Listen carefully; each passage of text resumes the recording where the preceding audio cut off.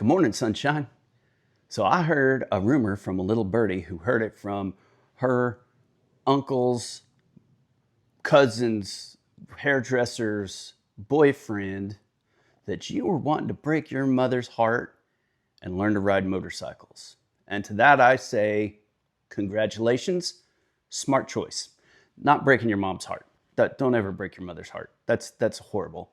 But learning to ride a bike is a skill that teaches you more than just riding a motorcycle. For me, riding a motorcycle is my place I run to whenever my regular day job gets too stressful. I can hop on Gypsy, go for a ride, my blood pressure comes back down, all the stress of the day disappears, and I can get back to center and start thinking clearly again. So this is my mental place. Some people would say this Gypsy is my support animal. So learning to ride a motorcycle is way more than just sitting on it, twisting a throttle, and running down the highway. It is a time to reflect. It's a time where nobody can get a hold of you on the phone. It's just you and the road. And if you learn to ride with a group of friends, it's just you, a bunch of friends, and the road. Either way, it's a super fun hobby. And for me, it's more than a hobby because this is the only vehicle I own. My wife has a vehicle that's hers that I don't touch unless she tells me something's broke and I need to fix it. That's hers. Gypsy is 100% my vehicle. Rain or shine, snow, ice, this is what I am on to go to work. This is what I'm on to go out for the evening. Gypsy is my vehicle. So for me, she is my mode of transportation. So riding a motorcycle, a lot of people just want to go to the bike store, pick out a motorcycle, hop on whatever's the coolest, hottest thing on Instagram, and run for the streets. Before you do that, there are several things you need to know and you have to master before you ever sit down on one of these. And we'll talk about which bikes and all of that later on.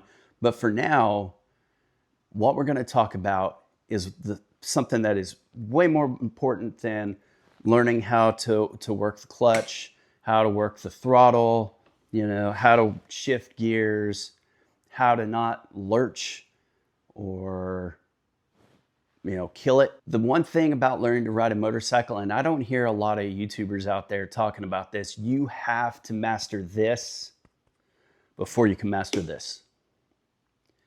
Because new riders, and I was one of them, and every single person on a motorcycle was one at one time. I learned how to ride motorcycles on dirt bikes back in the 1900s. And I didn't ride a street bike ever.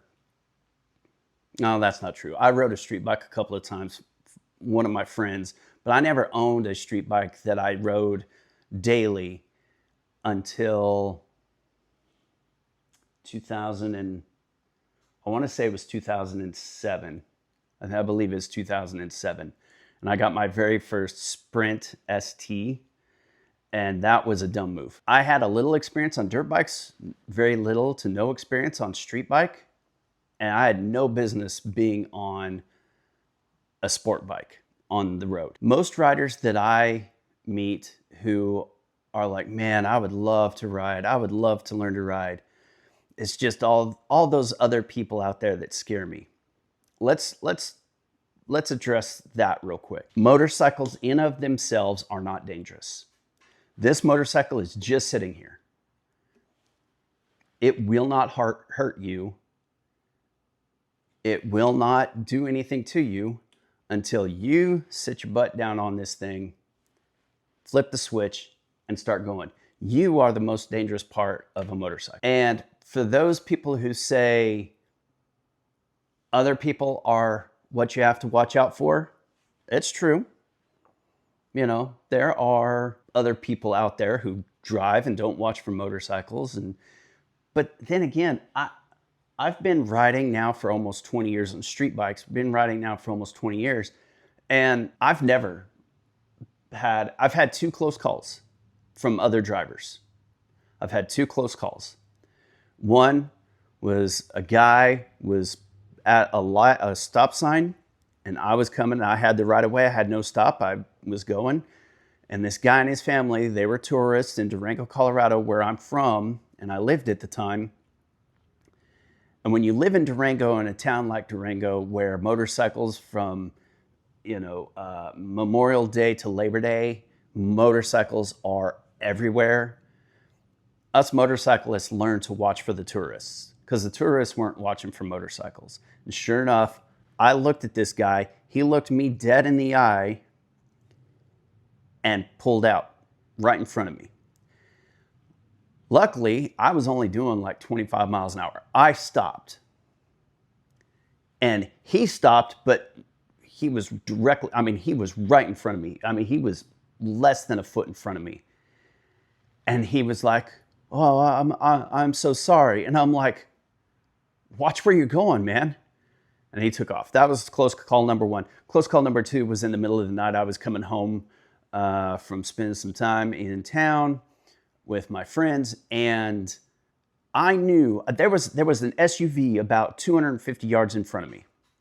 And I knew there was something saying that something about this SUV isn't right. And they weren't swerving, but they were just something about it just didn't feel right.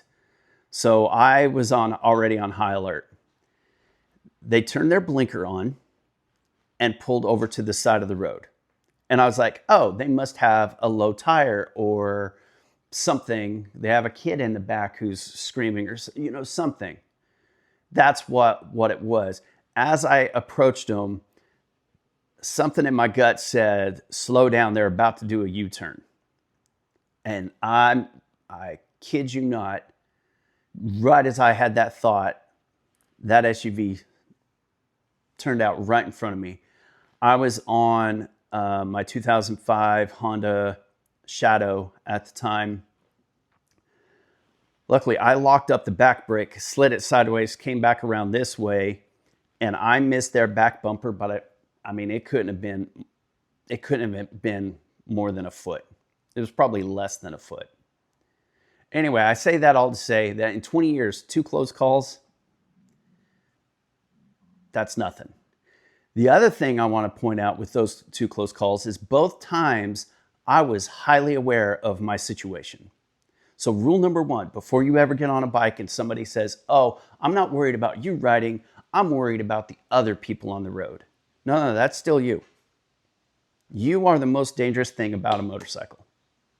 Your mental place. If your head is somewhere else and you're in what I call a target-rich environment where you have cars surrounding you and you're not mentally taking note of each one that could be a potential hazard to you, then that's on you.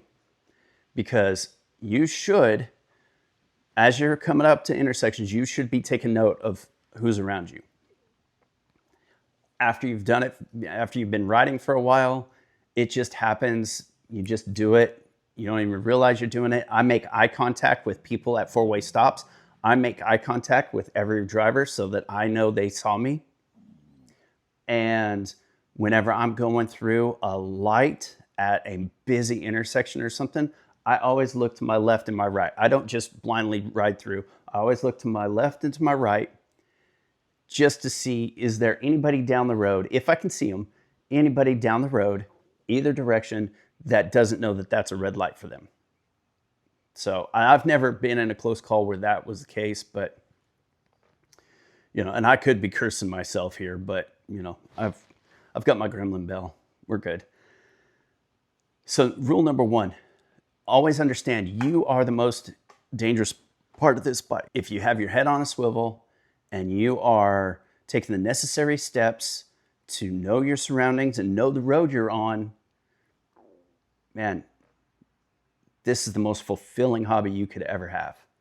Honestly, it is just the most relaxing thing I've ever done and probably ever will do in my entire life. The other thing that you have to realize is before you actually learn to ride and you go out and you buy something, picking the right bike is paramount. Don't do what I did. I went out and I'm like, oh, everybody's riding sport bikes. I lived in Dallas at the time. I was like, man, everybody's riding sport bikes. And we are sitting here, and I went out and I found a sport bike. One of my coworkers had it. And we had a neighbor who also had a sport bike, and I cannot remember what. I want to say his was a Ninja, and he was going to sell me the Ninja, but for some reason my wife at the time was saying, no Ninjas. Ninjas are too scary. They're too dangerous. What she didn't know was that Ninja was a 300. I'm pretty sure it was a Ninja. All I remember, it was a 300. So it wasn't that big of a bike. It was a small bike. It's the bike I should have gone with, but I didn't. I went with that Triumph Sprint ST that, if you know anything about those, they are a 3-cylinder bike. This one had 955 cubic inches. I had no business being on a 1,000cc motorcycle as a new street rider. And it was a sport touring bike, which means that thing was heavy to boot. It was super heavy. So here I am, new street rider, get on that Triumph, trying to teach myself, on the backcountry roads. I lived really close to Texas Motor Speedway, and I would go get on the road that went around Texas Motor Speedway. Part of that was, I-35, and I would just do laps around that. I would go into the parking lot of Texas Motor Speedway, learn turning and teaching myself. Man, I laid that thing over so many times. Man, I laid that thing over learning how to turn tight. Not fully realizing that a bike that big needs to be moving pretty good to be able to turn. It's not like this. This thing has a low center of gravity. I can be doing 10 miles an hour and turn around, flip a Yui with full lock bars. I would not try that on that Triumph. That Triumph would fall over every single time. So here's what I'm saying. Pick a bike that's light, nimble, and easy to control. What you want to do is, for your very first bike, don't buy brand new, because you are going to lay it over. Okay? Just know that while you're practicing in a parking lot, practicing on your street, practicing turning, you're going to lay it over. And that's okay. Laying them over is not scary. You're okay. Go with something used. You want to go with something like, a Harley. I wouldn't do a breakout. If you are looking for something newer, a Nightster is a good start. It's a little bit higher cc's than I would suggest for most new riders. The Sportster S is not a beginner's bike. That thing's quicker than most people will give it credit for, but it is light and nimble. So if you want something with a little bit bigger engine that has the potential of going super fast, the Sportster S is a good way to go. If you're not into Harleys, you can do an Indian Scout. My wife is actually looking to learn to ride right now. She's been riding with me for a few years now, and she's to the point where we're empty nesters. All 7 of our kids are grown and out of the house, and she's wanting to learn to ride. She's actually looking at the Scout Bobber. She really likes that. It's big enough that she feels comfortable on it, but small enough that she feels like she can still control it. So something like that would be great. If you were looking for a sport bike, 1,000 cc's, don't start there. I wouldn't even start at a 650. I'd start with a 300.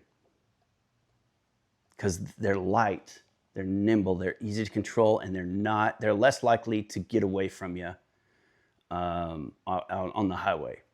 you're less likely to give it throttle and have that thing take off to, 200 mile an hour before you knew what happened. So get something light, nimble, and easy to control. If you can flat foot it, that's even better.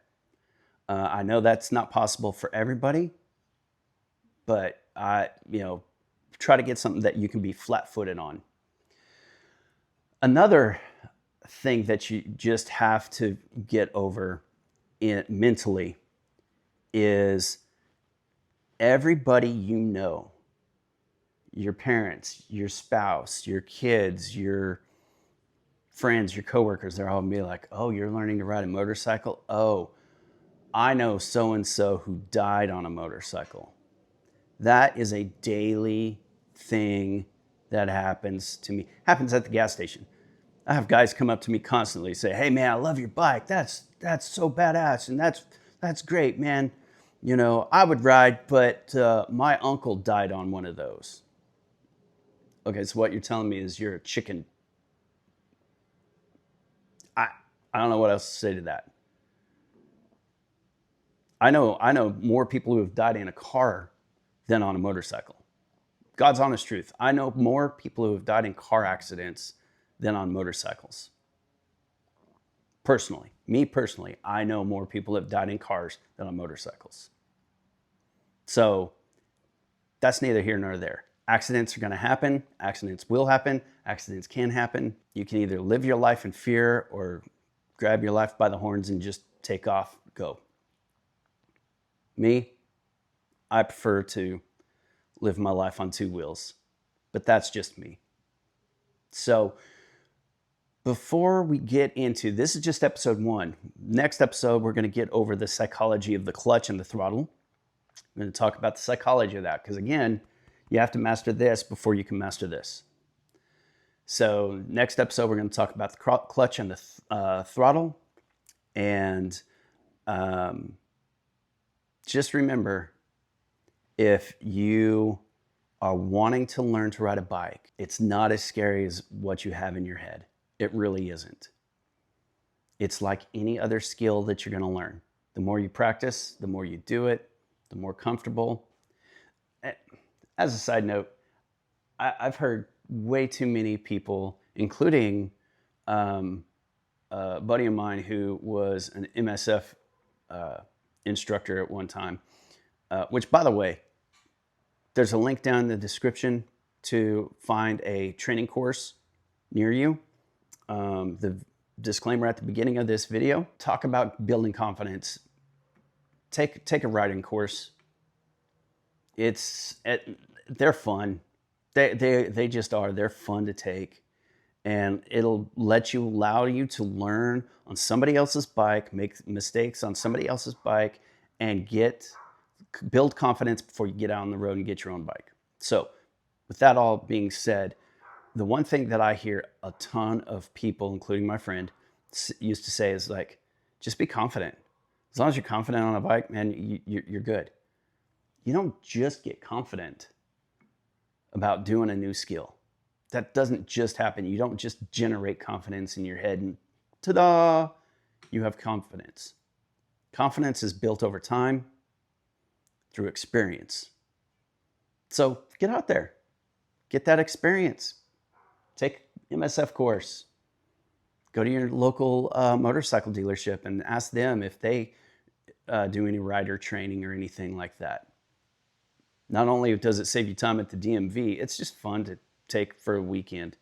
You're going to learn a ton. Highly suggest it. So thank you for sticking with me. If you're still here watching me ramble on about this, thank you. Thank you for subscribing and liking my videos. Thank you for the comments. I try to respond to every comment, even the haters, and there are a ton of you out there. I'm looking right at you. I know so many people, it cracks me up. So many keyboard warriors that think that they're Billy Badass behind the keyboard. It just cracks me up. Every time I get a hateful comment, it cracks me up. Anyway, if you haven't done so, I'm on a trek to 1,000 subscribers. My goal is to have 1,000 subscribers over the next month. So you can help me. Hit that subscribe button, hit that like button, and leave me a comment. What was your first bike? If you are an experienced rider, what was your very first bike? What was good about it? What was bad about it?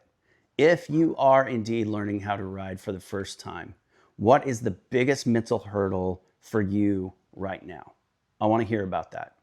And trust me, the motorcycle guys in my comment section, man, they'll help you out. There's jerks out there, but for the most part, these guys are genuine. They want to help people learn how to ride. They want to get more people on motorcycles. They'll help you. I'm here to help you. So leave a comment. Tell us what your biggest mental hurdle to riding motorcycles is. And until that, keep the rubber side down. See you next time.